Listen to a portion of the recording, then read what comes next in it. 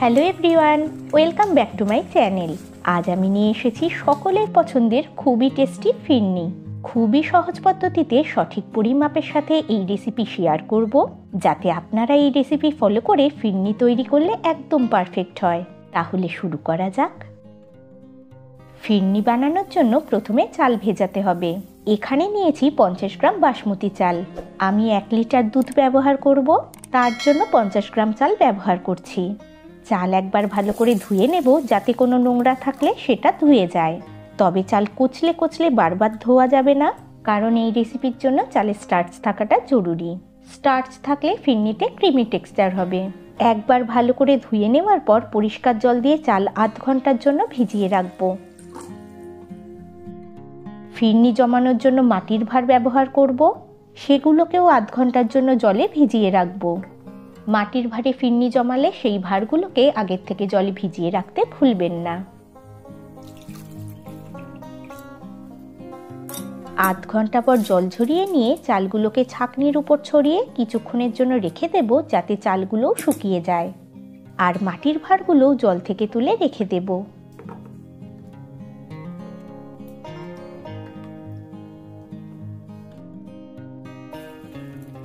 কিছুক্ষণ পর চালগুলো বাইরের থেকে শুকিয়ে এলে এগুলোকে একটা গ্রাইন্ডিং জারে নিয়ে নিচ্ছি। পালস মোডে চালিয়ে চালগুলোকে রাফলি গ্রাইন্ড করে নেব। একদম মিহি গুঁড়ো করব না, আবার খুব মোটাও রাখবো না। দেখুন, এরকম গুঁড়ো করে নিয়েছি। একদম মিহিও না, আবার খুব মোটাও না। এখন এর মধ্যে দিচ্ছি 1 কাপ দুধ। চালের গুঁড়ো দুধের মধ্যে ভালো করে মিশিয়ে নেব। মোট 1 লিটার দুধের থেকে 1 কাপ দুধ এখানে নিয়েছি। চালের গুঁড়ো এভাবে দুধে গুলে রাখলে পরে গরম দুধের মধ্যে দিলে চাল ডেলা পাকবে না। এখন এটাকে পাশে রেখে গ্যাসে কড়াই বসিয়ে তাতে দিয়ে দিচ্ছি বাকি দুধ। আমি মোট 1 লিটার দুধ নিয়েছিলাম, তার থেকে 1 কাপ দুধ আগেই চালের সঙ্গে গুলে নিয়েছি। বাকিটা এখন কড়াইতে দিয়ে দিয়েছি। এখানে আমি ফুল ক্রিম দুধ নিয়েছি। পারলে আপনারাও ফুল ক্রিম দুধ ব্যবহার করেই ফিরনি তৈরি করবেন, তাহলে ফিরনি খুবই ক্রিমি হবে। এখন মিডিয়াম ফ্লেমে দুধ ভালো করে কিছুক্ষণ ফুটিয়ে নেব, আর মাঝে মধ্যে একটু নাড়াচাড়া করে দেব, যাতে দুধ নিচে লেগে না যায়।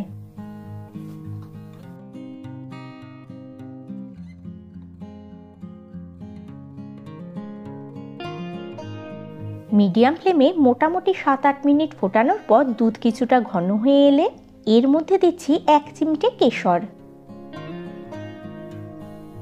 এখন মিডিয়াম ফ্লেমে আরও 2-3 মিনিটের জন্য ফুটিয়ে নেব, যাতে কেশরের রং ও গন্ধ দুধের মধ্যে ভালোভাবে চলে আসে। তবে কেশর না থাকলে বা কেশর পছন্দ না হলে এটাকে স্কিপও করতে পারেন। আর কেশর না দিলে গন্ধের জন্য 1/2 চা চামচ কেওড়া জলও দিতে পারেন। 2-3 মিনিট পর দুধ ও গুঁড়ো চালের মিশ্রণটা আরও একবার ভালো করে গুলে নিয়ে গরম দুধের মধ্যে দিয়ে দিচ্ছি। সাথে সাথে ভালো করে নাড়াচাড়া করে দেব, যাতে চালগুলো ডেলা পাকিয়ে না যায়। এবার মিডিয়াম ফ্লেমে কন্টিনিউয়াসলি নাড়াচাড়া করে এতে ফুট আসতে দেব। ফুট আসলে গ্যাসের ফ্লেম লো টু মিডিয়ামে করে এটাকে কন্টিনিউয়াসলি নাড়াচাড়া করে চাল সেদ্ধ হতে দেব ও কিছুটা ঘন করে নেব। আর কন্টিনিউয়াসলি নাড়াচাড়া করার ফলে স্টার্চ রিলিজ হয়ে এতে ক্রিমি টেক্সচার আসবে। মাঝে মধ্যেই কড়াইয়ের সাইডগুলো কাচিয়ে দুধের মধ্যে মিশিয়ে নেব।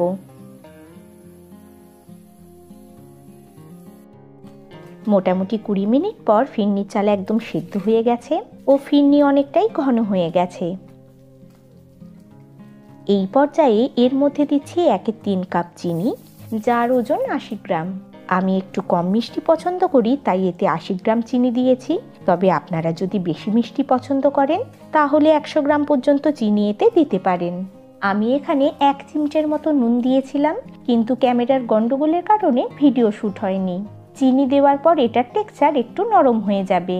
এখন চিনি গলে গিয়ে থিক ও ক্রিমি টেক্সচার আসা পর্যন্ত নাড়াচাড়া করব।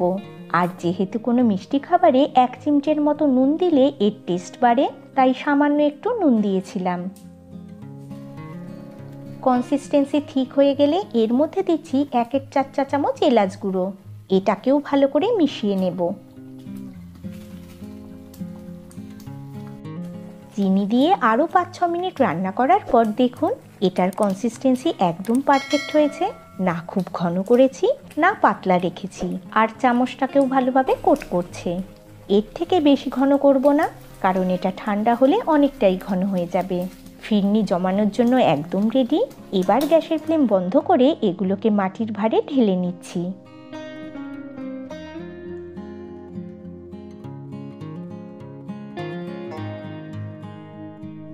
এগুলোকে একটু ট্যাপ করে দিচ্ছি যাতে ইভেনলি স্প্রেড হয়ে যায়। আর উপর দিয়ে দিয়ে দিচ্ছি 2-1টা করে কেশর। এটা সম্পূর্ণ অপশনাল, তবে দিলে দেখতে ভালো লাগবে। এখন এগুলোকে ঢাকা দিয়ে ফ্রিজে রেখে সেট হতে দেব। ফ্রিজে রাখার আগে অবশ্যই ঢাকা দিতে ভুলবেন না। দেখুন 4-5 ঘন্টা ফ্রিজে রাখার পর এগুলো খুব সুন্দর সেট হয়ে গেছে। আপনারা চাইলে ফিরনি গরম গরমও সার্ভ করতে পারেন, কিন্তু ঠান্ডা ফিরনি খেতে বেশি ভালো লাগবে। নববর্ষ উপলক্ষে কোনো ডেজার্ট বাড়িতে তৈরি করতে চাইলে এই রেসিপি অবশ্যই ট্রাই করতে পারেন।